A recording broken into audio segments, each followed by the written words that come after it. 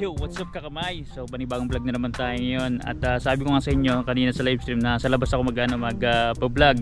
So dito ako ngayon sa tabing kalsada sa highway mismo ng Kaliraya. At sobrang lilim mga kakamay. At ang pag-uusapan natin ngayon is bibigyan ko kayo ng teaser mamay regarding sa views kung sino ba yung yung top 1, kasi isa lang po yung pipiliin ni Japper at the end of this challenge dun sa Team Mamiyan para maka-advance o makasali dun sa isi-select naman na panibagong set ng mga challengers ni by Japper.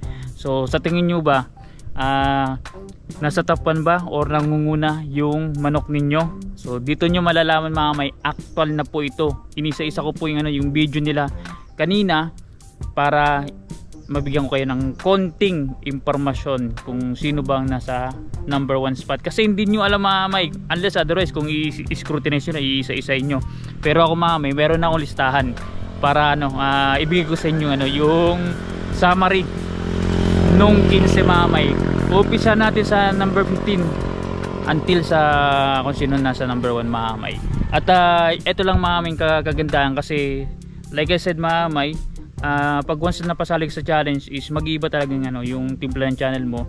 So isa na dun mamay yung pag-angat ng subscribers count. Halos lahat po sila yung 15 mamay nadagdagan yung nila yung subscribers. Kaya gusto na gusto yun mamay para sa isang content creator. So madagdagan ng followers mo kumbaga. So anyways mamay, without further ado, hindi na natin patatagalin ito mamay. Umpisa natin sa number 15 down to top 1. So nulit ko, sa tingin nyo ba yung manok nyo nasa number 1 ba when it comes sa views? Kasi yung revenue mamaya na po yun, first update ni by Japper. So dito tayo tutok sa sa views kasi itong pinaka exciting part talaga, kasi ito magiging susi nila mamay para maka-advance sa next month hanggang sa kumbaga kung kailan ititigil ni Japper mamay yung pa-challenge. Pero anyways mamay, tungkol naman sa live stream, so 1 hour lang ang ang live stream nila every day.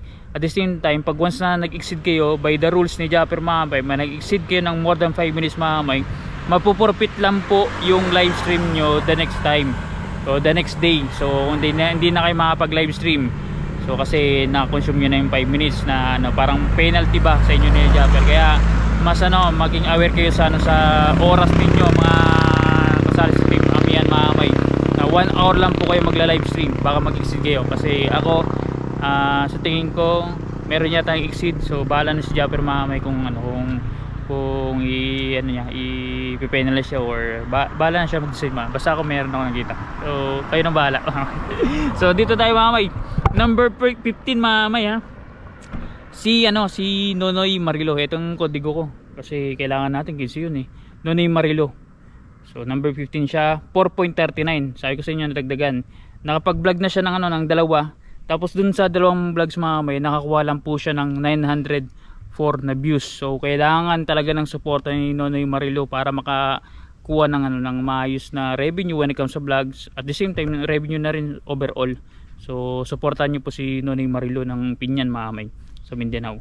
So at number 14 mamay, si Su ng Bukana. 5.15k ang subscribers niya. Nakapag-vlog na po siya ng 5. Doon sa 5 na yun mamay, nakakuha lang po siya ng 928 na views. So sabi ko nga sa inyo mamay, si Su kailangan niya kumbaga titingnan natin kung meron siyang ibubuga dito sa challenge mamay, kasi syempre newbie sa dito sa challenge. At the same time sa pagko-content din, may hopefully matulungan din si Su when it comes sa sa support sa sa panonood ng vlogs. So at number 13 mamay, ito may na sinabi ko sana na kung makapag isip-isip ng mga isang content, talagang may talent talaga ito. Si Kapayaso Official mamay, 11.3k ang subscribers niya. Nakapag-vlog na po siya ng dalawa since nag-start ang challenge. So 1,350 ang views. So napakababa po niyan mamay, kasi alam nyo sa mga misilali, pag once nag-vlog yan dun sa dating channel niya is talagang nagbo-boom talaga ang views. So might as well mamay dito sana sa second account niya sa Kapayaso Official, sana kumbaga lumbargada din yung views niya so sa kada vlog. So anyways mamay, ito Number 12, si Kuya Obet Official. 2.89 ang subscribers count na tumaas na dagdagan ng 16 subscribers si Kuya Obet. Apat na vlogs ang na-upload na ni Kuya Obet sa kanyang channel. 2,340 ang views ang nakuha ni Kuya Obet. So kumbaga not bad, pero kumbaga kung maghahabulan sa by the views mahamay, sigurado maging kulelat si Kuya Obet mahamay, kasi napakababa nito mahamay sa ngayon. So yun, kailangan mas pursigin pa ni Kuya Obet yung pag-vlog para mas maraming views ang makuha. So yun, number 11, ito isa rin to mahamay, sa nakikita ko dapat na parang nasa top 5, kaso lang ngayon nasa 11 siya. Si Kamuning Official. So Kamuning si Kamuning Official, 179k na subscribers count. Nakatatlong vlog na po siya, tapos ang nakuha niyang views doon is 2,324. Halos close lang sila ng Kuya Obet. So kailangan magawa ng paraan ni Kamuning kung paano niya papalaguin yung views niya sa kada vlog, kasi syempre isa to sa mga nakikita kong top contender. So good luck kay Kamuning, sana ma-solve mo ang puzzle para at least manumbalik ang views mo, kasi ang laki ng subscribers mo, kumbaga kailangan ma-maximize yan.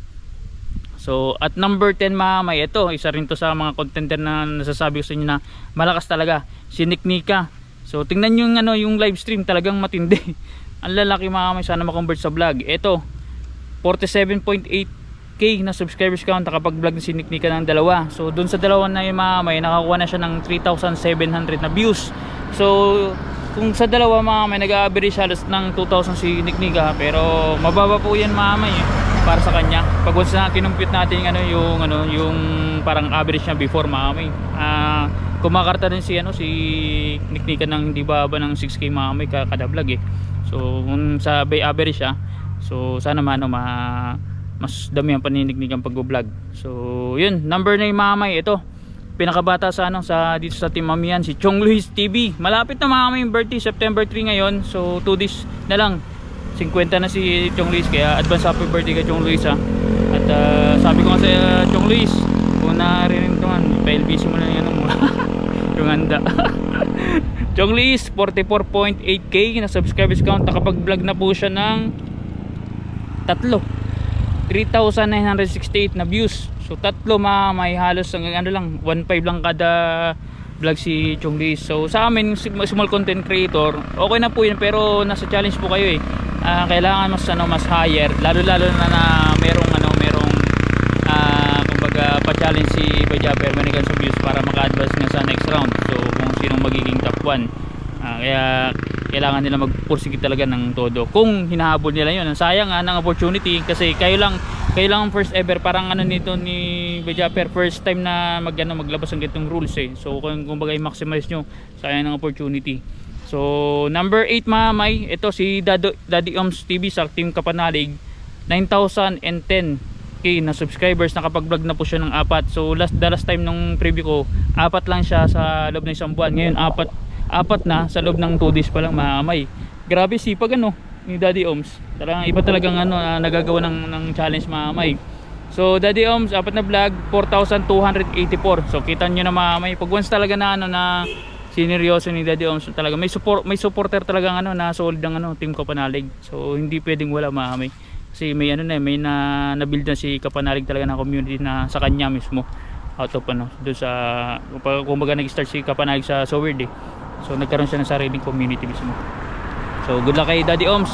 Number 7 mahamay, ito kaibigan natin, number 7, si Tolis Libre Official, si Kalibre mahamay, 15.6k ang subscribers count, nakapag-vlog na siya ng 3.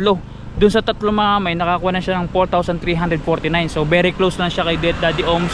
Sabi ko nga sa inyo mahamay, isa rin to si Kalibre na pwedeng mag-irap ang channel mahamay, kasi syempre sa revenue pwede, at the same time sa vlog na rin mahamay, kasi marami siyang planong gawin sa vlog. Sana nga maisa katuparan o magawa niya yung mga ini-schedule na vlog para at least mas madagdagan ng views niya sa kada vlog mahamay, kasi kailangan nila mag-ikot o mag-create or mag-isip ng content mahamay na alam nila, sa tingin nila na nga papanoorin sila mahamay. So next mahamay, malapit na tayo sa top 5. Nabanggit na ba yung manok nyo? Kung nabanggit na, nako. Lungkot. Ano?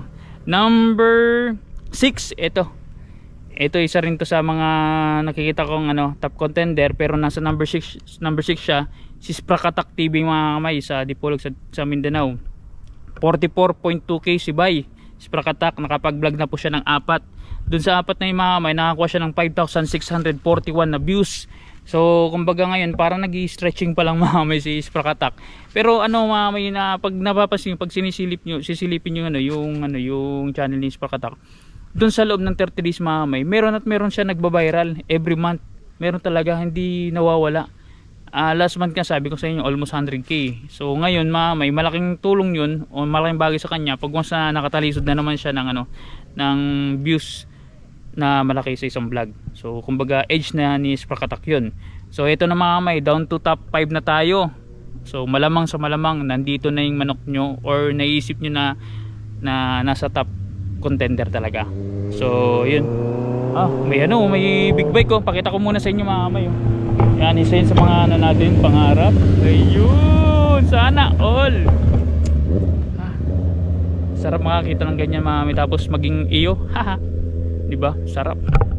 Eto, number 5 mga kamay. Saglit lang, may natawag mga kamay.